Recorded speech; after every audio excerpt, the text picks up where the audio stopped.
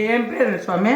ఆ పేరా సోమశేఖర్. ఓ సోము, నువ్వు శేఖర్ కూడా ఊరు. అట్లా కాదురా, రెండు పేర్లు కలిపి ఒక పేరుగా పెట్టింది సోమశేఖర్. సోము వేరు వేరు కాదు, సోమ్ శేఖరా. నీకు 2 అమ్మలు 2 నాయనలా?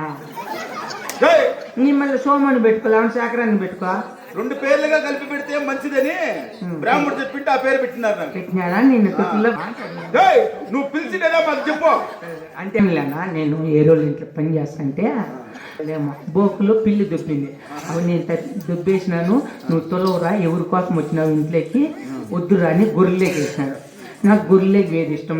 ఎలాంటి గొర్రెలే వినామంటే మా అవ్వ చెప్పింది, మళ్ళీ పెళ్లి కాదురా చిన్న కాదనా అవన్నీ చేయను. 12 గొర్రెలు ఉండాలి. నీకు అమ్మిస్తే గొర్రెలు అమ్మిస్తే నాకేంటి? అట్లా అడుగున్నా. నేను చదువుకోకపోయినా నాకు జ్ఞానం ఎక్కువ ఉంది. చూడు, 10 గొర్రెలు అమ్మిచ్చేయి, 9 గొర్రెల డబ్బులు నువ్వు తీసుకో. 1 గొర్రెల డబ్బులు నాకు చాలు. వాళ్ళంటే రేపు మన్నాడు పోలీసు వాళ్ళకి తెలిసిన మెత్తితే నిన్నే కొట్టినా.